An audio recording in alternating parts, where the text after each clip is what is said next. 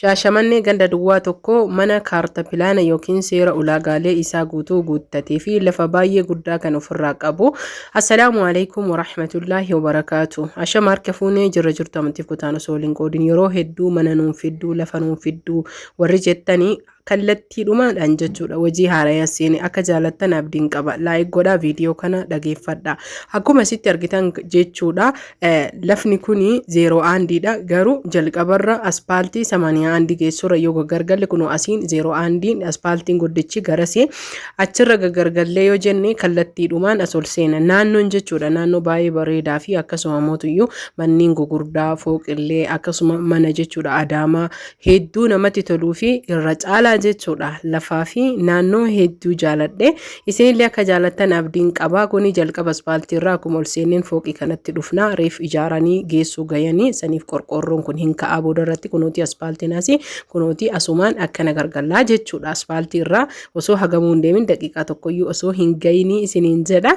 Hordoftoota fi kabajamtoota kiyya wanni isin beekuu qabdanii gatiilee mana akkaataa garaagarummaa qaba salphamatti jechuudha. Namni mana guddas barbaadan xiqqaallee barbaadan akkasuma mootuyyuu mana hojiilee daldalaa Hamilton 01 biraa barbaadanis appoostoo barbaadan hunda isaatuyyuu ni argattan naannolee hundarrattuyyuu akkuma argitan deemaa jirra. Maaliif akkanatti waraabaa isin deemsise isiniif fakkaate akka sirritti hubattanii fi ammootuyyuu jechuudha aspaaltii irraa hagam fagaata akka jettan kallattiidhaanii kan nu wajjin ilaaltan ta'a. Asumaan ammallee laayik sheer gochuu hin dagatina.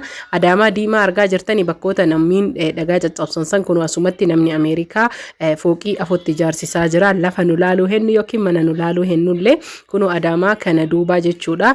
Adaamaan kunillee hundi isaatuyyuu jechuudha maashaallah kunoo ollaa isaatii kunoo kunillee bilookii isa gadi jiruudha. Karaa lama qaba. Kallattiidhumaan guutuu manaatii fi gibbii yookiin ammoo dallaa keessallee isin agarsiisa. Kun ollaa isaati jechuudha. Ollaan isaa akkana jira. Dallooyin isaa manni isaa akkana jira. Afoon isaa ammoo kunoo fooqii kanaa jechuudha. Ameerikarraa amma ijaaraa jiranii. Akkasuma ammoo warri isaa olii isa duubaallee haala salphaa taheen laaluu dandeettanii baay'ee bareedaa naannoon akka hedduutti namatti tola. Mannummaan jechuudha qorqoorroon jiru isa bichaadha isiniin jedha. Dhugaa rabbi dubbachuuf gatiin isaallee rakasa meeqa warri jettaniif obsaan viidiyoo kana caqasaa meeqa gatii isaa isinii hima. Mana isinii argisiisee ka'ee ka gatii isinitti himuu fi maaliif jennaan mana laaltanii kaa'atanii gatii isaa kennitanii fi kunoo karaa lama qaba manni jechuudha salphamatti asiinillee karaadha kunoo fooqileen cinaa isaa ni jira. Dhiifama qofaa naqabeessan toyyuu baay'inarraa hin banne. Hamma gibbii banannee dallaa banannee seennee jirra. Akkana jira baay'ee bareeda green area dha. Gibbiin isaa keessaa ka uumamaa jechuudha margaa namatti tola. Kuni waan lakkaa'amuu miti. Kuni mana jechuudha. Manni kana fakkaata maashaallah tabaarakallah. Manni illee baay'ee bareeda. Qoxaarii qaba akkasuma immoo bishaan illee ni qaba. Waan hundaayyuu jechuudha. Kana jechuun mana kaartaaf pilaana qabu wanna kana qaba jedhee wanni isinitti himu hin jiru. Kan isinitti himu gatii isaatii fi naannoo isaa maallaqa isaati. 01 aspaaltii 81 akkuma gadi gargalanii naannoo Kuush jedhamu jechuudha. Naannoon isaa manneen gugurdaa fi akkasuma mootuyyuu baay'ee kan namatti tolu. Manni dhaabanni isaallee baay'ee bareeda. Waggaa 20 olillee rabbi umrii nu haa dheeressu keessa jiraachuu ni dandeettanii. Maaliif jennaaniin mana baay'ee bareedaa fi ijaarsi isaa toleedha. Keessattuu mana Shaashamannee manni dhoqqee yeroo hedduu ni daaqaa ni jigaa.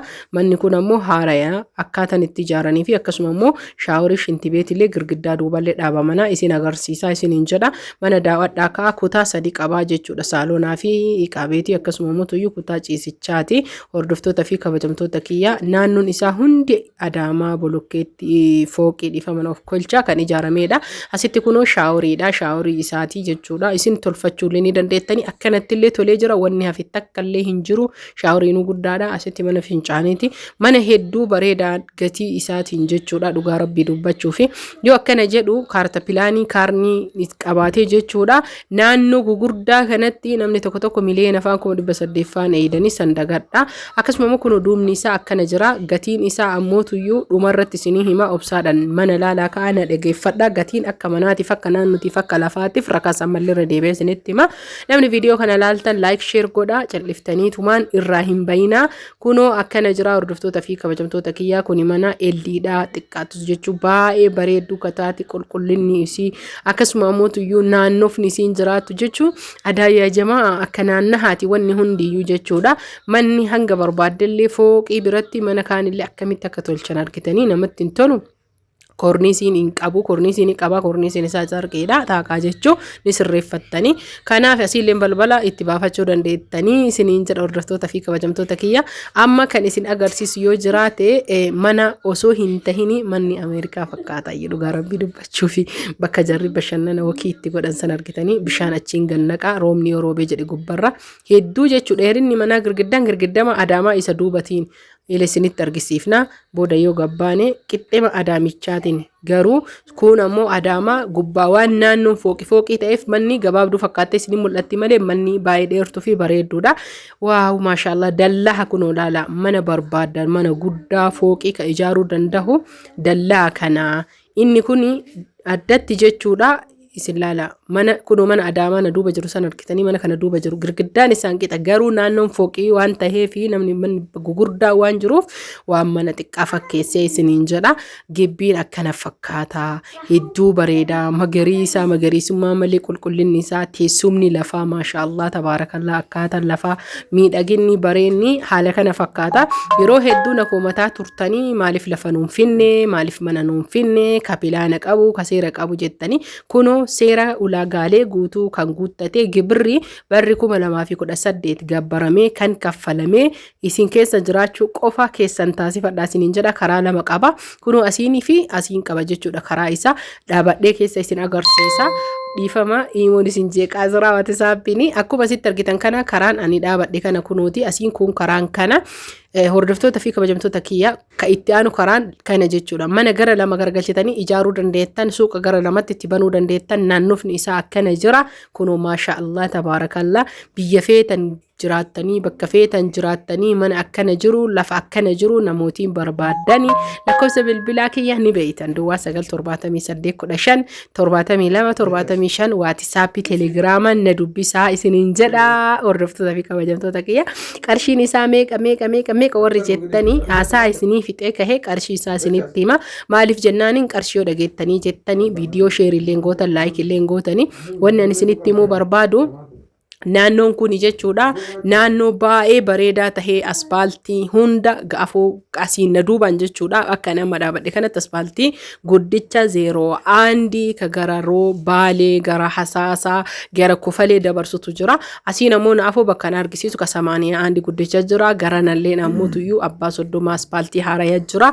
Aspaaltii sadiin jidduu jechuudha baay'ee lafa bareedduu fi naannoo hedduu namatti tolu jireenyaafis tahee hojiidhaaf illee tahee akkuma argitan kana lafa karaa lama qabu. Hordoftootaf kabajamtoota kiyyaa namni bitachuu heddan qofti gaafii fodoon tahini kunoo akkuma argaa jirtanii naannoo aspaaltii irraa baay'ee hin fagaatu. Akkuma reef laaltan sanitti qarshiinis miliyoona 3 fi 500 widdiidha jechuu dandeettanii widdii miti. Akkasuma immoo tuyyuu mana miliyoona 2,500 illee qabadhee isinii hin dhufa kan kaarta pilaana jechuun kaarnin itti muramin itti murachuu ka dandeettanii ka karaaleen amma irraa baay'ee ni jira. Kanaaf hordoftoota fi kabajamtoota kiyyaa namni maallaqa agasii farkaa qabdan kan gatii xumuraa jechuu kan inni irraan kan hin daballe haga 4 jechuun miliyoona 3 fi tuqaa 4 ni gurguraa jedhanii. Kanaaf ka himatantu akkasii maatii keessan ergattanii karaa seera qabeessa taheen fira keessan irra dhaabdanii bitachuu hin dagatinaa. Lakkoofsi bilbila duwwaa 978 asirratti illee isinii maxxansa heloo jechuudhaan koottaa na dubbisaa isiniin jedha. Isin jaaladha isin kabaja koomantii yaada bareeda akkasuma mootuyyuu laayik sheer hiriyoota keessanii gochuun na wajjin turtii gaarii taasisa. Kanatti isaansee mana babbareedaa agarsiisanii dhiisa. Maaliif jennaan yeroo hedduu mana yoomnuu fiddaa mana hin bittuu hin fiddu jettee ijoolleen keessan baay'ee isaaniitu na jinqaa waan ta'eef manni babbareedaa qabannaa waan gaarii qabadhee isinii dhufa. Isin ammoo ufitti amantummaan maatii keessan ergattanii laalchiftanii yoo jaalattan qofa ka bitattan. Yoo maatiin keessan isinii jaalate an ufi kophaa isinii bituu odoon tahini maatiin keessan jaalatee mana isinii ijaaruu akkuma dura jechuu ka Kanaadaa ijaarri kennisan lafa bareedaa mana bareedaa fooqii feetanii ka hojii feetanii 01 Appostoo bakka barbaadan jechuu magaalaa Shaashamannee keessa.